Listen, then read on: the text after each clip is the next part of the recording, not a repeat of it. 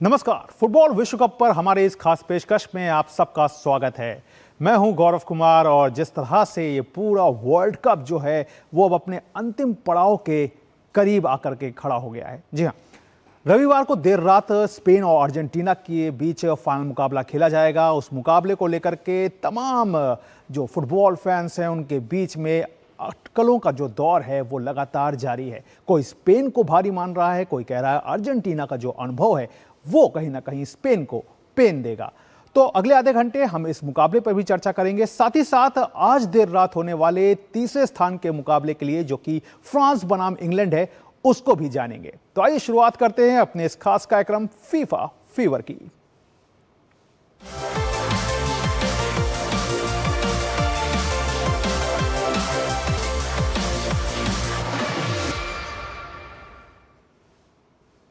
तो यकीनी तौर पर जो मुकाबला फाइनल का बना है वो तस्वीर जो है वो काफी बड़ी भी है, क्योंकि एक तरफ अर्जेंटीना है तो दूसरी तरफ स्पेन है।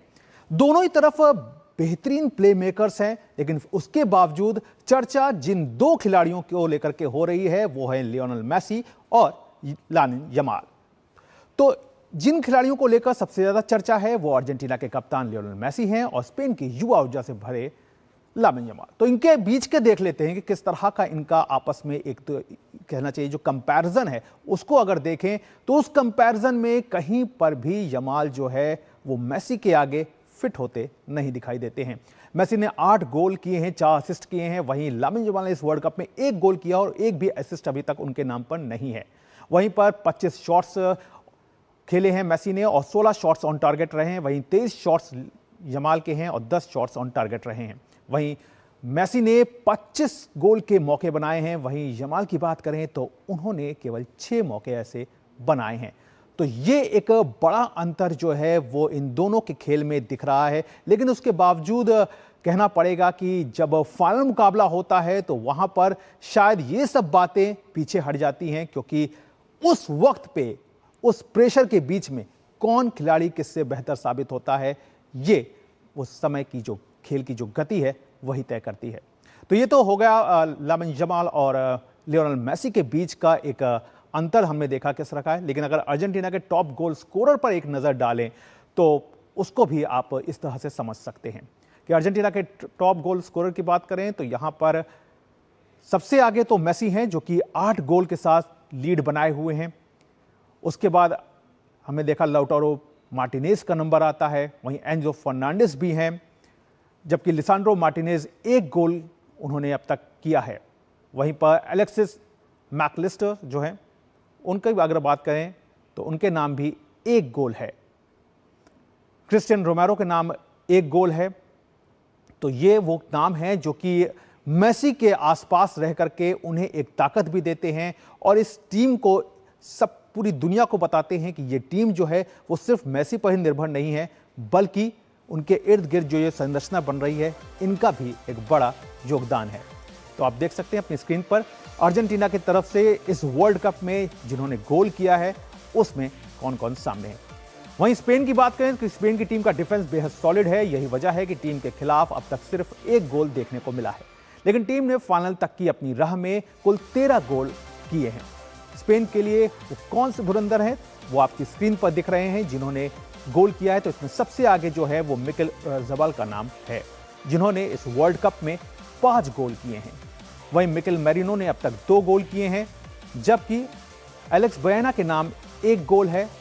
वहीं पेड्रो पोरो भी जो है वो भी 2 गोल कर चुके हैं, जबकि फैबियन रुइस के नाम 1 गोल है।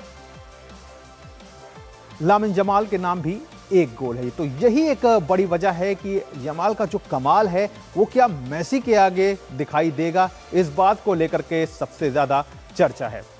तो आइए अब सीधा रुख कर लेते हैं न्यूयॉर्क में मौजूद हमारे संवाददाता अभिषेक का। अभिषेक, सबसे पहले तो आप ये बताइए कि वहां पे जो एयर क्वालिटी है फाइनल मुकाबले को लेकर के किस तरह की रहने वाली है, क्योंकि बहुत सारी बातें जो है वो निकल करके आई हैं। बिल्कुल गौरव, एयर क्वालिटी काफ़ी बेहतर है, अब बिल्कुल साफ़ है। अब आसमान आप पीछे हमारे देख सकते हैं। कल हमने जब लैंड किया था यहाँ पे अटलांटा से, तब AQI काफ़ी ख़राब था, काफ़ी हेज़ी लग रहा था।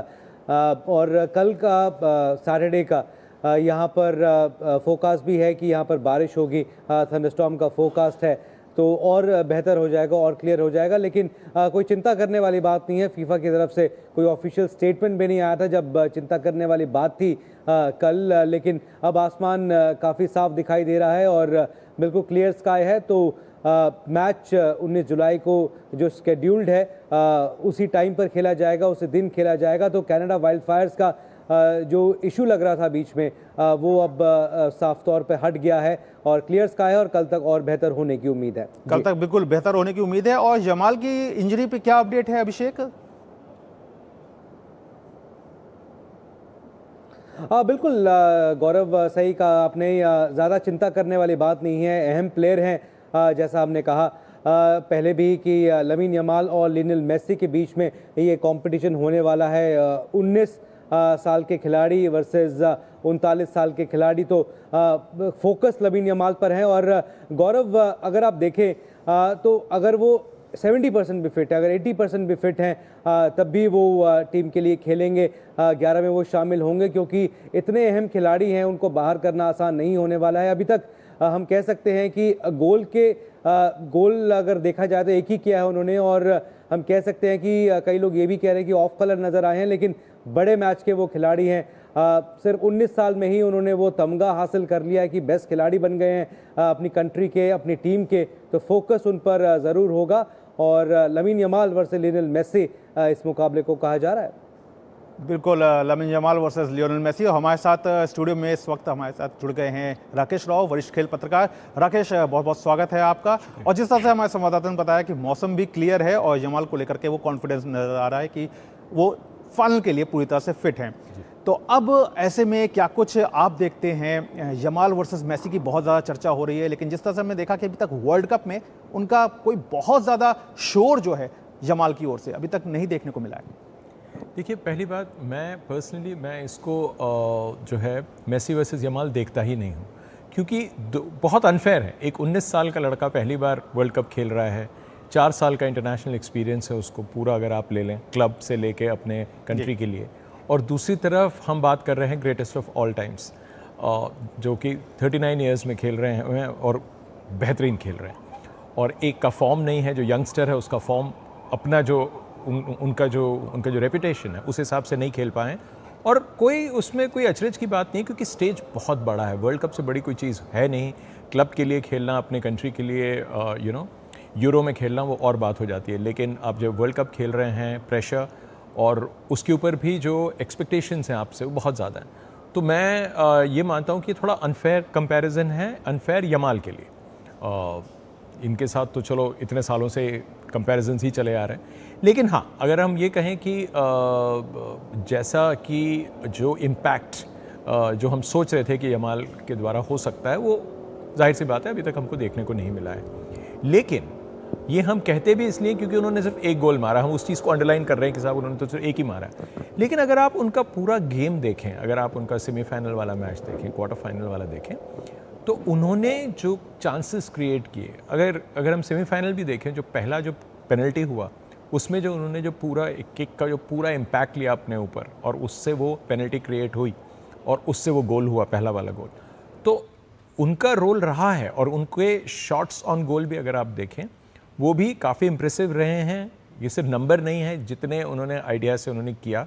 और एक चीज़ जाहिर सी बात है, अगर आपका कोई भी प्लेयर हो जो आपका मेन स्ट्राइकर है या जिससे कि गोल करने की, जिससे कि एक टीम को उम्मीद रहती है, ओपोजिशन उसी तरह से उसको टैकल भी करता है जी। तो यमाल उस चीज़ को ब्रेक नहीं कर पाए हैं। मेसी लास्ट फ्यू गेम्स में अगर आप देखें, हालांकि वो इजिप्ट के साथ जो इक्वलाइज़र था उनका कमाल था बिल्कुल, लेकिन लास्ट मैच में भी जो दोनों गोल हुए वो उनके एसिस्ट से गोल हुए हैं, क्योंकि उनके ऊपर कम से कम 2 मिडफील्डर्स उनके ऊपर लगे रहते हैं हमेशा, उनको छोड़ते ही नहीं है। तो आपको फिर पता है कि मुझे गोल स्कोरिंग अपॉर्चुनिटीज़ ना भी मिले, लेकिन मैं क्रिएट कर सकता हूँ। इसीलिए आप देखते हैं कि अर्जेंटीना के इसमें अगर इन्होंने जितने गोल किए 8 गोल किए, लेकिन बाकी सबको जो एसिस्ट गए हैं वो लास्ट एसेस ना भी हो, लेकिन वो अपॉर्चुनिटी क्रिएट करने वाली जो बात बिल्कुल अपॉर्चुनिटी वो क्रिएट सारे के सारे मेसी का काम है वो। जी बिल्कुल राकेश, अपॉर्चुनिटी क्रिएट करने वाला काम जरूर हुआ है। अभिषेक, आपसे एक बात और जानना चाहेंगे कि किस तरह से देखते हैं, क्योंकि स्पेन के डिफेंस की बहुत ज्यादा बात हो रही है, ऐसे में आपको क्या लगता है कि अर्जेंटीना को क्या कुछ करना होगा स्पेनिश डिफेंस को तोड़ने के लिए? बिल्कुल गौरव, सही कहा आपने। पूरे टूर्नामेंट में जिस टीम ने सिर्फ एक गोल ही कंसीड किया हो, उसके डिफेंस की तारीफ जितनी की जाए उतनी कम है। और कई लोगों से हमारी बात हुई यहाँ पर। एक्साइटमेंट मैं पहले बता दूँ गौरव, एक्साइटमेंट अपने चरम पे है। फैन पार्क्स है यहाँ पर, पुराने खिलाड़ी, पूर्व खिलाड़ी यहाँ पर आए हैं मैचेस देखने, NBA के खिलाड़ी भी। सबको कल देखा जाएगा स्टेडियम में फाइनल मुकाबला देखते हुए, परसों माफ़ कीजिएगा 19 जुलाई को। और बड़ा मुकाबला होने वाला है गौरव। 19 गोल किए हैं अर्जेंटीना ने पूरे मुकाबले में, लेकिन 7 गोल कंसीड भी किए हैं। स्पेन ने दूसरी तरफ, जैसा हमने कहा कि एक गोल ही सिर्फ कंसीड किया है, तो स्पेन डिफेंस वर्सेस अर्जेंटीनाज अटैक कहा जा रहा है। लेकिन क्या स्पेन वो वाला खेल दिखा पाएगा जो इंग्लैंड के खिलाफ उन्होंने दिखाया पिछले मुकाबले में, ये फ्रांस के खिलाफ, माफ़ कीजिएगा, पिछले मुकाबले में? ये देखने वाली बात होगी, क्योंकि फ्रांस को टूर्नामेंट फेवरेट माना जा रहा था और एक बार भी उन्होंने ट्रेल नहीं किया था पूरे टूर्नामेंट में, एक गोल भी कंसीड नहीं किया था नॉकआउट्स में। तो उस टीम को वो मात देकर आ रहे हैं। तो उस टीम को जब आप मात देते हैं तो कॉन्फिडेंस आपका काफ़ी ऊपर हो जाता है, और जो कॉन्फिडेंस होता है फाइनल मुकाबलों में, नॉकआउट्स मुकाबलों में, वो बहुत ज़रूर काम आता है। और ये बैटल ऑफ नर्व्स भी गौरव होने वाला है, क्योंकि फाइनल मुकाबले जो होते हैं वो बैटल ऑफ नर्व्स से, जो नर्व्स और स्टील होती हैं, जो प्रेशर को ज़्यादा झेलता है, उस पर वो टीम ज़्यादा मुकाबला जीती। और जैसा आपने कहा पहले भी, और हमने देखा भी सेमीफाइनल में, नॉकआउट्स में, शुरू के जो 20-25 मिनट हैं वो काफ़ी क्रूशल हो जाते हैं। स्पेन ने पहले गोल कर दिया तो अर्जेंटीना ज़रूर बैकफुट में आएगा। हालांकि हमने नॉकआउट्स में देखा है कि अर्जेंटीना लास्ट में ही गोल करती नजर आई है, पैटर्न उनका ये रहा है। लेकिन अगर फाइनल मुकाबले में स्पेन अगर पहले गोल कर देती है तो प्रेशर जाहिर तौर पर अर्जेंटीना पर वहाँ पे आ जाएगा। बिल्कुल, जाहिर तौर पर देखना होगा कि पहला जो, क्योंकि टोन कहीं ना कहीं वहीं से सेट होनी शुरू हो जाती है कि मैच किस ओर जाएगा। बहरहाल अभिषेक, आपने तमाम जानकारी दी, इसके लिए आपका बहुत बहुत शुक्रिया।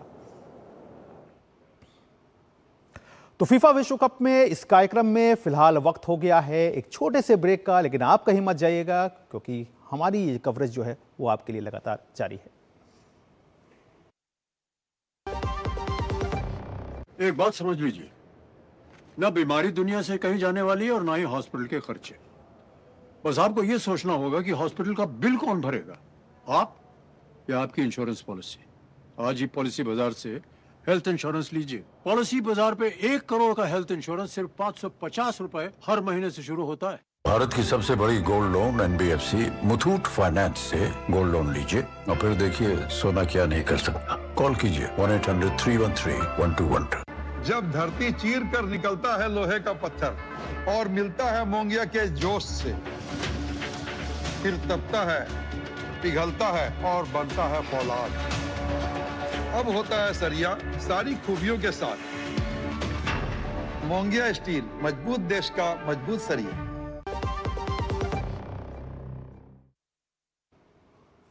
तो वाकई स्पेन और अर्जेंटीना तो तैयार हैं फाइनल ट्रॉफी उठाने के लिए। देखना होगा कि कौन दोनों में से उठाने में कामयाब होता है। लेकिन तीसरे स्थान के लिए भी आज देर रात जो है वो मुकाबला खेला जाएगा। तो फीफा विश्व कप 2026 में आज देर रात फ्रांस और इंग्लैंड की टीमें तीसरे स्थान के लिए आमने सामने होंगी। मियामी स्टेडियम में खेले जाने वाले इस मुकाबले में दोनों टीमें सेमीफाइनल की निराशा को पीछे छोड़ते हुए कांस्य पदक के लिए अपने अभियान का समापन करना चाहेंगी। फ्रांस को अंतिम 4 में स्पेन से 0-2 से हार मिली थी, वहीं इंग्लैंड को अर्जेंटीना से 2-1 से हार का सामना करना पड़ा था। दोनों टीमों के पास अनुभवी खिलाड़ियों की मजबूत टीम है। ऐसे में कांस्य पदक के लिए होने वाला ये मैच रोमांचक होने की पूरी उम्मीद जताई जा रही है।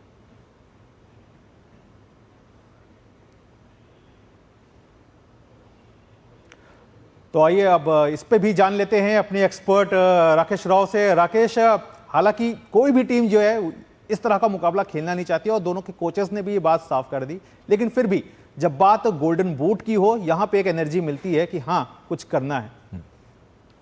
देखिए, आपने बिल्कुल ठीक कहा कि ये मैच के लिए आपको अपने आप को मोटिवेट करना उतना आसान नहीं रहता है, क्योंकि और ये दो टीमें ऐसी हैं, बड़ा कॉन्ट्रास्टिंग इनका सेमीफाइनल जो रहा है।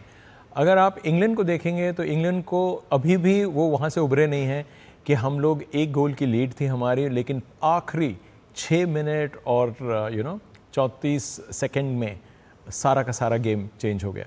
और उसी के हिसाब से अगर हम देखें, फ्रांस ये सोच रहा है कि हम तो सेमीफाइनल ठीक से खेले ही नहीं है। मतलब इमेजिन कीजिए कि उनके पास सब कुछ था लेकिन उनके प्लेयर्स को चलने ही नहीं दिया गया उस पूरे मैच में। और फेवरेट जिसको कि कहा जाने लगा था कि ये शायद फ्रेंच की बेस्ट, मतलब फ्रांस की बेस्ट फुटबॉल की टीम है जो कि फीफा वर्ल्ड कप में कभी भी उतरी है। और उसमें देखिए कितने ग्रेट्स के नाम पहले इतने सालों से लिए जा रहे हैं, लेकिन इस टीम को एक्सपर्ट्स ने कहा कि ये टीम, अब ये दो टीमों के सोचिए कि अब उनको एक मैच और खेलना है। जीतने वाली टीम के लिए क्या है, एक ब्रोंज मेडल और $19 मिलियन, और जो टीम हारेगी उसको $17 मिलियन, सिर्फ $2 मिलियन का फ़र्क है। लेकिन आपको अपने आप को मोटिवेटेड रखना है। अब हम कहें कि कि एक इंसान उसमें 22 लोगों में से जो उसमें जो बेस्ट हैं, जो कि सोच रहे हैं कि उनका 9वां गोल लग जाए आज, उनके लिए तो मोटिवेशन है। क्योंकि पिछले बार लाइक एम्बाप्पे जो हैं, उन्होंने पूरा का पूरा, मतलब जिस अंदाज से उन्होंने पिछला वर्ल्ड कप खेला, हालांकि उनकी टीम हार गई लास्ट टाइम, लेकिन जो गोल्डन बूट है उसके साथ उन्होंने रुखसत ली वहाँ से। लेकिन यहाँ पे उनके पास एक मौका है, मोटिवेटेड हैं ही खैर वो। लेकिन ओवरऑल मैच में बहुत ही कॉन्ट्रास्टिंग चीज़ आपको देखने को मिलेगी कि कैसे दो टीमें, दोनों यूरोप की टीमें हैं, आपस में खेल चुकी हैं, बहुत बार यूरो में खेलती रहती हैं, लेकिन वर्ल्ड कप में ये उनका सिर्फ तीसरा, मतलब 3 बार मुकाबले हो चुके हैं, चौथा मुकाबला है। और आखिरी मुकाबला जो है वो फ्रांस ने जीता था, 2-1 जीता था अगर आप याद करें पिछले वर्ल्ड कप के क्वार्टर फाइनल में।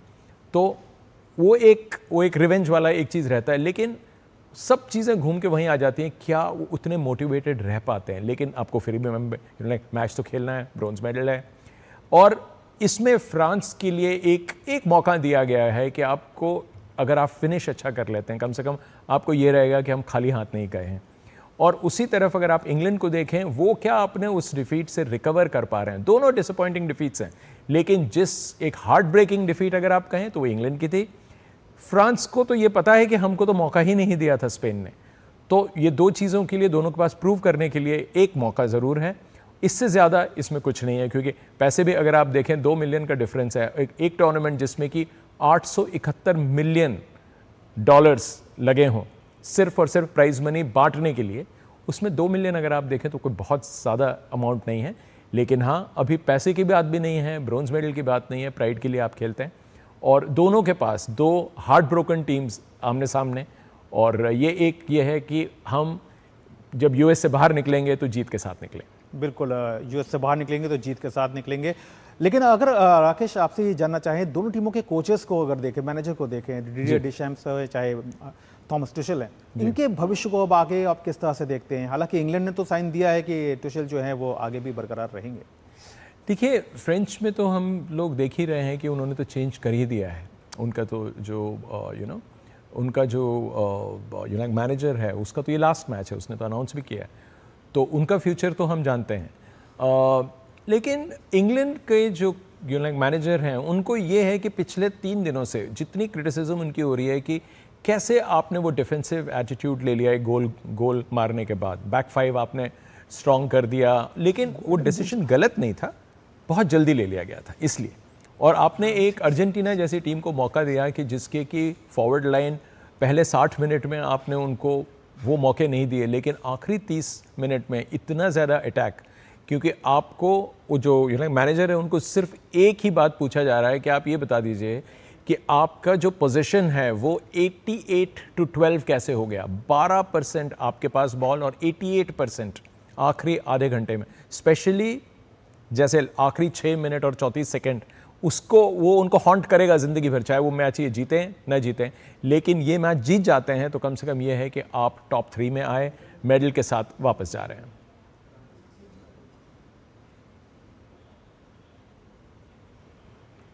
ज़ाहिर तौर पर एक मुकाबला जो है वो यहाँ पे काफ़ी कड़ा देखने को मिलेगा और जिस तरह से आप भी कह रहे हैं कि वाकई टुचेल की जो रणनीतियाँ रही हैं वो चलो जो भी रही हो, जिस तरह की भी रही हो, लेकिन कम से कम उन्होंने टीम को सेमीफाइनल तक वो लेकर के गए। लेकिन राकेश, जिस तरह से अब गोल्डन बूट की लड़ाई है, तो अब ऐसे में आप क्या देखते हैं कि जो एम्बापे हैं, हैरी केन है, उधर बेलिंगम है, इनके सामने भी एक कम से कम एक कोई औचित्य तो दिख रहा है सामने कि गोल्डन बूट की कम से कम यहां से अगर हम खिताब नहीं जीत सके तो कम से कम ये तो जरूर लेते जाएं।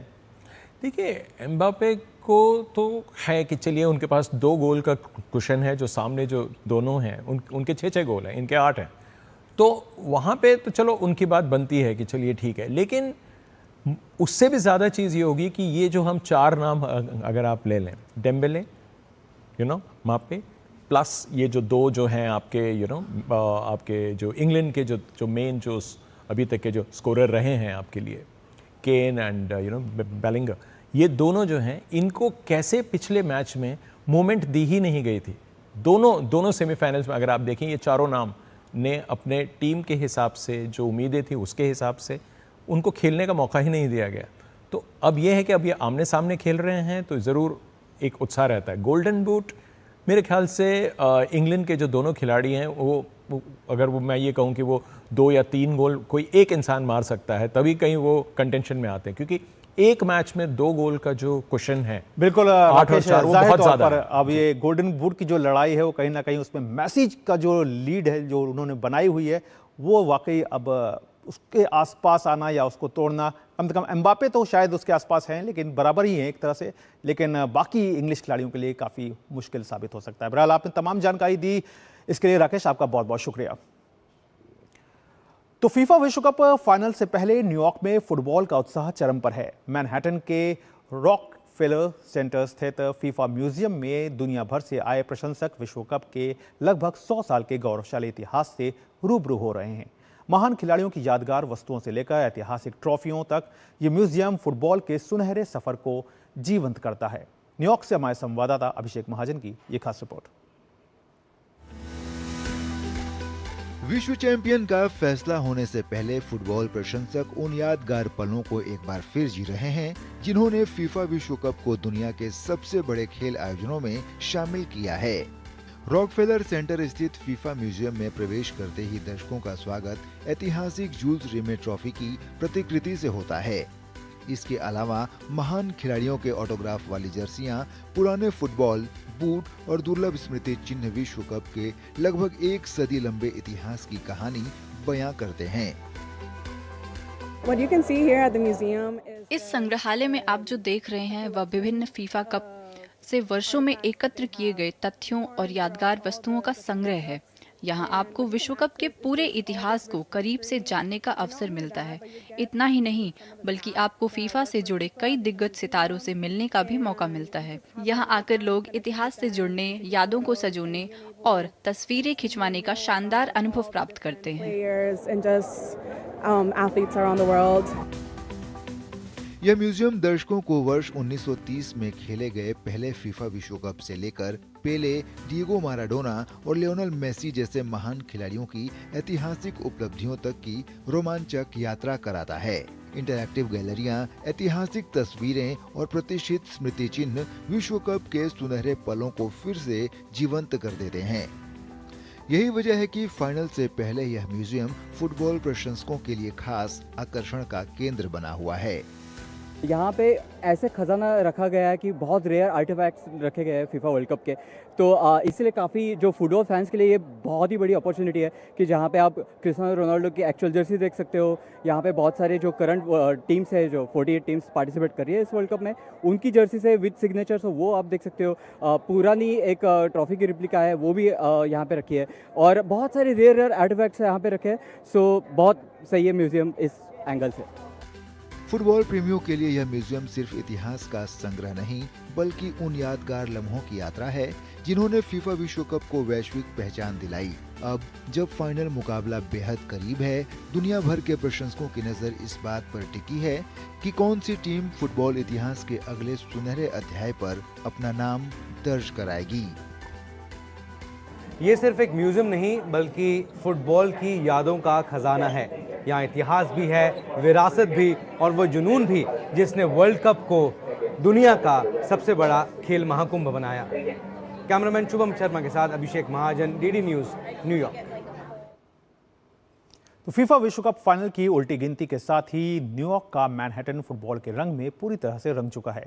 रॉकफेलर सेंटर स्थित फीफा फैन पार्क में दुनिया भर से आए प्रशंसक अपनी अपनी टीमों की जर्सी पहनकर टीम का समर्थन कर रहे हैं। देखिए हमारे संवाददाता अभिषेक महाजन की ये आप खास रिपोर्ट और हमें दीजिए इजाजत।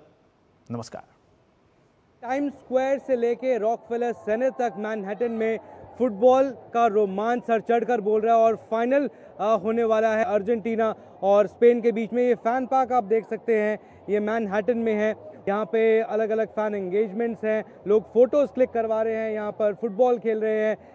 अलग अलग देशों के लोग यहाँ पर आए हैं फाइनल का लुत्फ उठाने और कुछ फैंस भी हमारे साथ हैं। इनसे बात करते हैं कि ये किसको सपोर्ट करें। Hi, who are you supporting? Hi, I'm supporting Spain. Okay, why Spain? Why not Argentina? Oh my God. I feel that it is Spain's time to win the World Cup. Argentina had their chance the last time, so Spain all the way. And are you also supporting Spain? No, I'm supporting Argentina. Okay, why do you think they're going to win the World Cup? Because it's Messi's last time. Okay, right. And do you think they are better than Spain? We're gonna see on Sunday. They should be. They have to be. Yeah. Right. We have some more fans. Who are you supporting? I support both of them. This is my 11th World Cup. I've been to 11 full World Cups, and I was in Qatar the last final with Messi. And I like both teams. I enjoy both teams a lot. You also think Spain's going to win? I think Argentina's gonna win. I think that it's Messi's time, as she said before. Yeah. चलिए ठीक है, ये fans हैं और how do you want to cheer for your team? How do I win a what? I'm sorry. How do you want to cheer for your team? How do you want to cheer? I'm like, let's go Spain! Woo! Vamos Messi! You all want to do the same thing or you have something different? Nothing. Let's hear yours. I just want to see a great game. I enjoy football. I hope it's a great final and the best team win. चलिए अलग अलग यहाँ पे लोग हैं, अलग अलग टीमों को सपोर्ट कर रहे हैं, लेकिन अर्जेंटीना और स्पेन के दोनों बराबरी के फैंस हैं और सब यही कह रहे हैं कि अच्छा खेल देखने को मिले, अर्जेंटीना जीते या स्पेन जीते। कैमरामैन शुभम शर्मा के साथ Abhishek Mahajan, DD news, Rockefeller centre, Manhattan.